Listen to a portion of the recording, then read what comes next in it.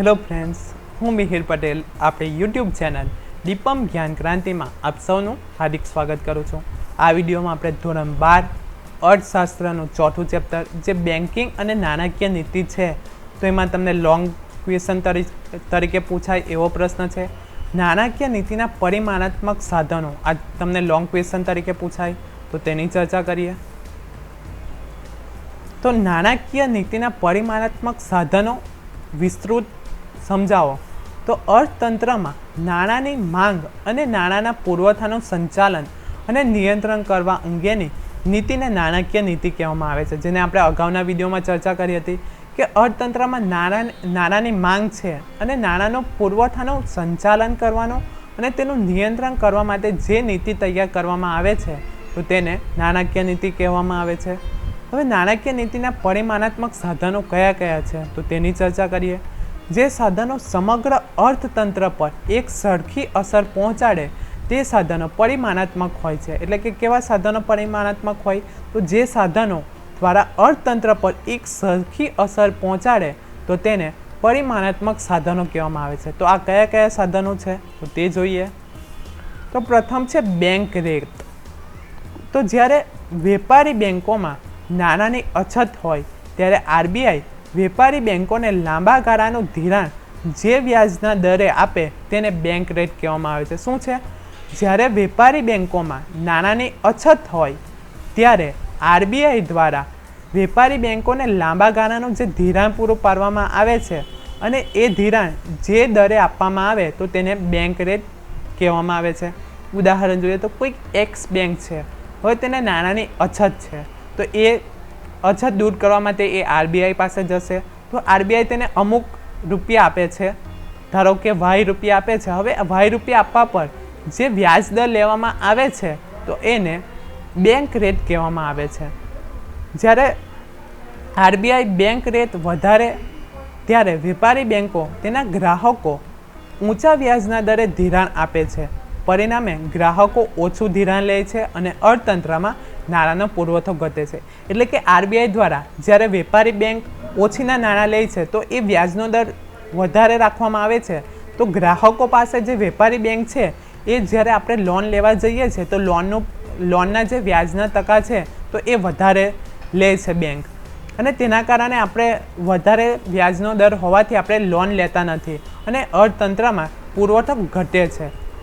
RBI bank rate વધારીને નાણાંનો પુરવઠો ઘટાડે છે, તેથી અર્થતંત્ર ફુગાવો ઓછો થાય છે, જેને આપણે શરૂઆતના ચેપ્ટરમાં જોયું હતું, વિડીયોમાં જોયું હતું કે ફુગાવો કઈ રીતે દૂર કરી શકાય। તો આરબીઆઈ બેંક રેટ વધારીને નાણાંનો પુરવઠો ઘટાડે છે। એટલે કે આરબીઆઈ જે વેપારી બેંકો નાણાં ઓછીના લે છે તો એમાં વ્યાજનો દર વધારે રાખે છે। હવે વ્યાજનો દર વધારે રાખવાના કારણે જે વેપારી બેંકો છે તો એ પણ જે એના ગ્રાહકો છે તો જે ગ્રાહકો લોન લેવા માટે આવશે તો તેમની પાસે ટકાવારી જે છે તો એ વધારે પ્રમાણમાં લેવામાં આવશે, તેના કારણે ગ્રાહકો લોન લેતા નથી અને અર્થતંત્રનો ફુગાવો ઓછો થાય છે। જ્યારે ફુગાવો હોય ત્યારે આરબીઆઈ બેંકનો રેટ વધારે છે, એટલે કે બેંકનો રેટ વધવાના કારણે આપણે લોન ઓછા પ્રમાણમાં લઈએ છીએ અને ફુગાવો દૂર કરી શકાય। જ્યારે અર્થતંત્રમાં મંદી હોય ત્યારે આરબીઆઈ બેંક રેટ ઘટાડશે, જેથી નાણાંનો પુરવઠો વધે છે। એટલે કે જ્યારે મંદી હોય તો એ સમયમાં આરબીઆઈ જે બેંક રેટ છે તો એનો રેટ ઘટાડી દેશે, તેના કારણે જે બેંક છે વેપારી બેંકો છે તો એ જે આપણે ગ્રાહકો છે તો તેમના માટે લોન લેવાના જે ટકાવારી છે તો તેમાં પણ ઘટાડો કરશે, આના કારણે નાણાંનો પુરવઠો વધે છે। નાણાંની માંગ કરતાં નાણાંનો પુરવઠો વધુ હોય ત્યારે ફુગાવો સર્જાય છે। શું છે? નાણાંની માંગ કરતાં નાણાંનો પુરવઠો વધુ હોય ત્યારે ફુગાવો સર્જાય છે। જ્યારે નાણાંની માંગ કરતાં નાણાંનો પુરવઠો ઓછો હોય ત્યારે અર્થતંત્રમાં મંદી આવે છે। એટલે કે જ્યારે નાણાંની માંગ કરતાં નાણાંનો પુરવઠો વધારે હોય, એટલે કે નાણાં વધારે હોય બજારમાં, તેની માંગ કરતાં વધારે હોય ત્યારે ફુગાવો સર્જાય છે। અને તેનાથી વિપરીત જો નાણાંની માંગ વધુ હોય અને નાણાંનો પુરવઠો ઓછો હોય ત્યારે અર્થતંત્રમાં મંદી સર્જાય છે। બેંક રેટ ખૂબ નીચો રાખવાની નીતિને સસ્તા નાણાંની નીતિ કહેવામાં આવે છે। શું છે કે બેંક રેટ જો ખૂબ જ નીચો હોય તો તેને કયા નીતિ તરીકે ઓળખવામાં આવે છે તો સસ્તા નાણાંની નીતિ તરીકે ઓળખવામાં આવે છે। તેનાથી વિપરીત કે બેંક રેટ ખૂબ ઊંચો રાખવાની નીતિને મોંઘા નાણાંની નીતિ તરીકે ઓળખવામાં આવે છે. શું છે? બેંક રેટ નીચો હોય તો એ નીતિને શું કહેવામાં આવે છે? સસ્તા નાણાંની નીતિ તરીકે ઓળખવામાં આવે છે. જ્યારે બેંક રેટ ઊંચો હોય, ખૂબ જ ઊંચો હોય, તો તે નીતિને શું કહેવામાં આવે છે? મોંઘા નાણાંની નીતિ તરીકે ઓળખવામાં આવે છે. બેંક રેટ લાંબા ગાળાનો રેટ છે, જે ટૂંકા ગાળામાં બદલાતો નથી, તેથી તેને આકરો રેટ તરીકે પણ ઓળખવામાં આવે છે. બીજું છે રેપો રેટ. રેપો રેટ નાણાંના ટૂંકા ગાળાના નિયંત્રણ માટે સરળ છે. શું છે? ટૂંકા ગાળા માટે સરળ છે. જ્યારે વેપારી બેંકને ટૂંકા ગાળા માટે, એટલે કે 1 દિવસ માટે, 7 દિવસ કે 15 દિવસ માટે નાણાંની જરૂર પડે, ત્યારે આરબીઆઈ જે વ્યાજના દરે વેપારી બેંકોને ધિરાણ આપે તે દરને રેપો રેટ કહેવામાં આવે છે. ટૂંકમાં વેપારી બેંક જે દરે આરબીઆઈ દ્વારા નાણાં ચૂકવવામાં આવે છે તો તેને રેપો રેટ કહેવામાં આવે છે. એટલે કે વેપારી બેંકને આરબીઆઈ જે દરે નાણાં ચૂકવે છે તો તે દરને રેપો રેટ કહેવામાં આવે છે. એટલે કે વેપારી બેંક છે તો હવે કોઈક એક્સ બેંક છે, હવે એને નાણાંની જરૂર છે તો એ કોની પાસે માંગશે? તો આરબીઆઈ પાસે માંગશે. હવે આરબીઆઈ એને નાણાં પૂરા પાડશે તો એ નાણાં પૂરા પાછળ જે ટકા લેવામાં આવે છે તો એ ટકાને રેપો રેટ તરીકે ઓળખવામાં આવે છે. બીજા શબ્દોમાં, વટાવના જે દરે વેપારી બેંકો પોતાની પાસે રહેલી જામીનગીરીઓ આરબીઆઈને વેચે તો તે દરને રેપો રેટ કહેવામાં આવે છે. રેપો રેટ વધે તો વેપારી બેંકો આરબીઆઈ પાસેથી ઓછું ધિરાણ લે છે અને ગ્રાહકોને ઊંચા દરે ધિરાણ આપે છે. પરિણામે ગ્રાહકો ઓછું ધિરાણ લે છે અને નાણાંનો પુરવઠો ઘટે છે. આમ ફુગાવાના સમયે આરબીઆઈ રેપો રેટ વધારે છે, જ્યારે મંદીના સમયમાં આરબીઆઈ રેપો રેટ ઘટાડે છે. એટલે કે વેપારી બેંક આરબીઆઈ પાસેથી ઓછું ધિરાણ લે અને ગ્રાહકોને ઊંચા દરે ધિરાણ આપે, પરિણામે ગ્રાહકો ઓછું ધિરાણ લે છે. એટલે કે જો રેપો રેટનું પ્રમાણ જે ટકાવારી છે તો વધારે પ્રમાણમાં હશે તો ગ્રાહકો છે તો એ લોન ઓછા પ્રમાણમાં લેશે, અને જો રેપો રેટનું પ્રમાણ ઓછું હશે તો ગ્રાહકો વધારે પ્રમાણમાં લોન લેશે. બીજું છે રિવર્સ રેપો રેટ. ટૂંકા ગાળા માટે આરબીઆઈ જે વ્યાજના દરે વેપારી બેંકો પાસે ધિરાણ લે તો તે દરને રિવર્સ રેપો રેટ કહેવામાં આવે છે. શું છે? કે જે ટૂંકા ગાળા માટે આરબીઆઈ કોની પાસેથી પૈસા ઓછીના લેશે? તો વેપારી બેંકો પાસેથી નાણાં ઓછીના લેશે. હવે જે ઓછીના નાણાં લે છે એના પર જે વેપારી બેંકો ટકા લે છે તો એને શું કહેવામાં આવે છે? રિવર્સ રેપો રેટ તરીકે ઓળખવામાં આવે છે. ઉદાહરણ જોઈએ તો આરબીઆઈ કોઈ એક્સ બેંક પાસેથી નાણાં ઓછીના માંગે છે. હવે આ એક્સ બેંક છે તો એ આરબીઆઈને નાણાં તો પૂરા પાડશે, તો હવે આ જે નાણાં પૂરા પાડવા પાછળ જે ટકાના દરે એ નાણાં આપશે ઓછીના, તો એ ટકાને શું કહેવામાં આવે છે? રિવર્સ રેપો રેટ તરીકે ઓળખવામાં આવે છે. બીજા શબ્દમાં કહીએ તો વટાવના જે દરે આરબીઆઈ સરકારી જામીનગીરીઓ વેપારી બેંકોને ટૂંકા ગાળા માટે વેચે તો તે દરને રિવર્સ રેપો રેટ કહેવામાં આવે છે. એટલે કે આરબીઆઈ જે સરકારી જામીનગીરીઓ છે તો એ વેચીને વેપારી બેંકો પાસે લોન લેશે તો એ દરને શું કહેવામાં આવે છે? રિવર્સ રેપો રેટ કહેવામાં આવે છે. રિવર્સ રેપો રેટ વધારે તો વેપારી બેંકો આરબીઆઈને વધુ ધિરાણ કરે છે અને સામાન્ય પ્રજાને ઓછું ધિરાણ કરે છે. શું છે? જો રિવર્સ રેપો રેટનું પ્રમાણ વધારે હશે તો વેપારી બેંક એ સૌથી વધુ ધિરાણ કોને આપશે? આરબીઆઈને કરશે અને ઓછા પ્રમાણમાં સામાન્ય પ્રજાને લોન આપશે. આમ ફુગાવાના સમયમાં આરબીઆઈ રિવર્સ રેપો રેટ વધારે છે અને મંદીના સમયમાં આરબીઆઈના રિવર્સ રેપો રેટ ઘટાડે છે. કપરા સમયમાં સ્થિરતા લાવવાની જોગવાઈ.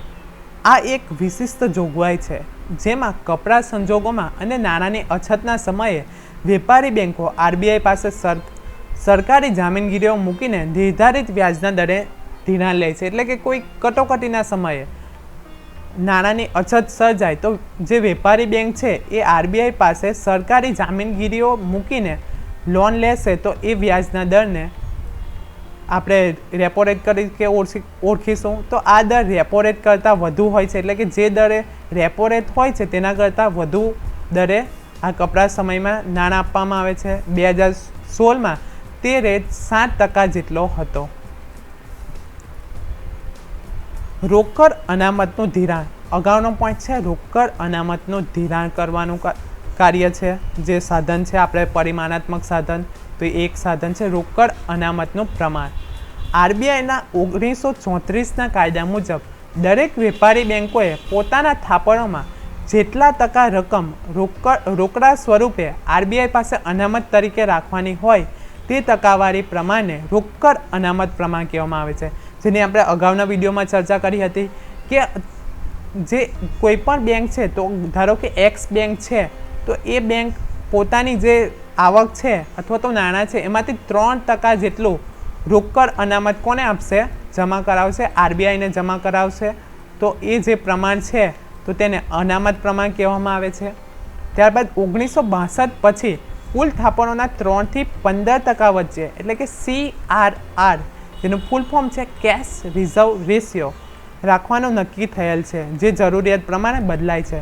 એટલે કે પ્રથમ જ્યારે કાયદો 1934માં આવ્યો હતો ત્યારે 3% જે વેપારી બેંક છે તો એ પોતાનું નાણાંના થાપણમાંથી 3% જેટલું અનામત આરબીઆઈને આપવાનું હતું, પરંતુ 1962માં ફેરફાર કરીને 3 થી 15% સુધી આરબીઆઈને એ અનામત તરીકે નાણાં ચૂકવવાનું નક્કી કરવામાં આવ્યું છે, અને સમય અને જરૂરિયાત બદલાય તેમ એ દરમાં પણ ફેરફાર થઈ શકે છે. CRR એટલે કે કેશ રિઝર્વ રેશિયોનો હેતુ બેન્કિંગ વ્યવસ્થા પાસે પૂરતા પ્રમાણમાં રોકડા નાણાં રહે તે માટેનો છે. એટલે કે જે CRR છે તો એનો હેતુ શું છે? તો બેન્કિંગ વ્યવસ્થા માટે પૂરતા પ્રમાણમાં નાણાં રહે. હવે કટોકટી સર્જાય તો જો આરબીઆઈ પાસે નાણાં ન હોય તો શું થાય? એ માટે એ કટોકટીના સમયમાં નાણાં પૂરા પાડવા માટે ચોક્કસ ટકામાં રોકડ અનામત રાખવાનું નિર્ધારણ કરવામાં આવ્યું છે.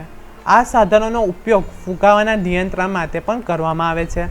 CRR વધે તો બેંક પાસે શાક સર્જન ઓછું નાણું રહે અને પ્રજાને ઓછું ધિરાણ આપે, તેથી નાણાંનો પુરવઠો ઘટતા ફુગાવો ઘટી જાય છે. શું થાય છે? બેંકો પાસે શાક સર્જન ઓછું રહે અને પ્રજાને ઓછું ધિરાણ આપે, તેનાથી શું થશે? નાણાંનો પુરવઠો ઘટે છે અને ફુગાવો ઘટી જાય છે. ત્યાર પછીનું પરિમાણાત્મક સાધન છે કાયદાકીય પ્રવાહિતતાનું પ્રમાણ.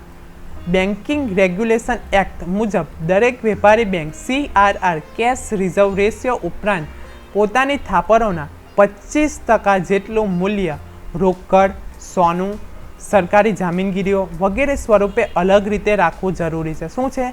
કોઈ પણ વેપારી બેંક હોય તો તેની પોતાની થાપણ, અમુક જે થાપણ હોય તો તેના 25% જેટલું, કેટલું? 25% જેટલું મૂલ્ય કાં તો એ રોકડમાં રાખશે, સોનું તરીકે રાખશે, અથવા તો સરકારી જામીનગીરીઓ સ્વરૂપે અલગથી રાખવાનું હોય છે. આ પ્રમાણને કાયદા માન્ય પ્રવાહિતતાનું પ્રમાણ કહેવામાં આવે છે. શું છે? કે કોઈ પણ વેપારી બેંક છે તો એ 25% જેટલું, પોતાની થાપણના 25% જેટલું મૂલ્ય રોકડમાં રાખશે, સોનું તરીકે રાખશે, અથવા તો સરકારી જામીનગીરીઓ તરીકે અલગથી રાખવામાં આવે તો એને કાયદા માન્ય પ્રવાહિતતાનું પ્રમાણ કહેવામાં આવે છે, જેને SLR તરીકે ઓળખવામાં આવે છે. તેનો હેતુ છે ધિરાણની તરલતા જાળવવાનો હેતુ રહેલો છે. જો SLR સ્ટેચ્યુટરી લિક્વિડિટી રેશિયોનો હેતુ બેંકોની થાપણોનું વધુ પ્રમાણ સરકારી જામીનગીરીઓમાં રોકાય છે અને બેંકો તેટલા પ્રમાણમાં ઓછું ધિરાણ આપી શકે છે. SLR એટલે કે સ્ટેચ્યુટરી લિક્વિડિટી રેશિયો નીચો હોય તો બેંકો વધુ ધિરાણ આપી શકે છે. એટલે કે જો SLRનું પ્રમાણ નીચું હશે તો બેંકો વધુ પ્રમાણમાં ધિરાણ પૂરું પાડી શકે છે. ત્યાર પછીનું પ્રત્યક્ષી પરિમાણાત્મક સાધન છે ખુલ્લા બજારના કાર્યો. તો જે કાર્ય છે તેની ચર્ચા કરીએ. અર્થતંત્રમાં નાણાંનો પુરવઠા વધારવા કે ઘટાડવા આરબીઆઈ ખુલ્લા બજારમાં સરકારી જામીનગીરીઓનું ખરીદ વેચાણ કરે છે, જેને ખુલ્લા બજારનું કાર્ય કહેવામાં આવે છે. શું છે? જે નાણાંનો પુરવઠો છે તો એ પુરવઠો વધારવા કે ઘટાડવા માટે આરબીઆઈ ખુલ્લા બજારમાં સરકારી જામીનગીરીઓ ખરીદે છે અથવા તો વેચાણ કરે છે, તો તેને શું કહેવામાં આવે છે? ખુલ્લા બજારનું કાર્ય કહેવામાં આવે છે. આ પ્રકારનું કાર્ય ફુગાવા કે મંદીના નિયંત્રણ કરવા માટેનું પણ છે. ત્યાર પછીનો અને અંતિમ પોઈન્ટ છે સ્ટરીલાઇઝેશન નીતિ. અર્થતંત્રમાં હુડિયામણની સમતુલા જાળવવાની નીતિને સ્ટરીલાઇઝેશન નીતિ કહેવામાં આવે છે. શું છે? અર્થતંત્રમાં હુંડિયામણ એટલે કે નાણાંની સમતુલા જાળવવાની જે નીતિ તૈયાર કરવામાં આવે છે તો એને સ્ટરીલાઇઝેશન નીતિ કહેવામાં આવે છે. આ નીતિનો ઉપયોગ જ્યારે દેશમાં વધુ પ્રમાણમાં વિદેશી હુંડિયામણ આવે કે દેશની બહાર જાય ત્યારે તે પરિસ્થિતિના નિયંત્રણ કરવા માટે છે. તો સ્ટરીલાઇઝેશન નીતિ છે તો એનું કાર્ય શું છે? તો કોઈક બીજા દેશમાંથી જે ચલણી નાણાં છે, કોઈક બીજા દેશના ચલણી નાણાં એ ભારતમાં વધારે પ્રમાણમાં આવી જાય અથવા તો ભારતનું ચલણી નાણું વિદેશમાં વધારે પ્રમાણમાં જતું રહે તો એનું નિયંત્રણ કરવાનું જે કાર્ય કરવામાં આવે છે તો તેને સ્ટરીલાઇઝેશન નીતિ તરીકે ઓળખવામાં આવે છે. એટલે કે વિદેશી હુંડિયામણ આપણા દેશમાં વધારે પ્રમાણમાં આવી જાય અથવા તો આપણું દેશનું જે ચલણ છે તો એ વિદેશમાં જતું રહે, વધારે પ્રમાણમાં જતું રહે તો એનું જે નિયંત્રણ કરવાની જે નીતિ છે તો તેને સ્ટરીલાઇઝેશન નીતિ કહેવામાં આવે છે. આ તમને વ્યાખ્યા તરીકે પૂછાઈ શકે છે કે સ્ટરીલાઇઝેશન એટલે શું? તો સ્ટરીલાઇઝેશન નીતિ એટલે શું છે કે જ્યારે દેશમાં વધુ પ્રમાણમાં વિદેશી હુંડિયામણ આવી જાય અને આપણા દેશનું ચલણી નાણું બીજા દેશમાં વધારે પ્રમાણમાં જતું રહે તો એને નિયંત્રિત કરવાની જે નીતિ છે તો તેને સ્ટરીલાઇઝેશન નીતિ કહેવામાં આવે છે. આ માટે આરબીઆઈ હુંડિયામણની પુરાંત કે ખોટના પ્રમાણમાં સરકારી જામીનગીરીઓ ખુલ્લા બજારમાંથી ખરીદી કે વેચીને હુંડિયામણના ખાતામાં સમતુલા જાળવે છે. તો આજના વિડીયોમાં આપણે નાણાકીય નીતિના જે પરિમાણાત્મક સાધનો હતા તો તેની ચર્ચા કરી. આશા રાખું છું કે તમને આમાં સમજ પડી ગઈ હશે અને જો તમને આ વિડીયો પસંદ પડ્યો હોય તો લાઈક કરો, વધુમાં વધુ શેર કરો અને અમારી ચેનલને સબસ્ક્રાઈબ કરો. Thank you.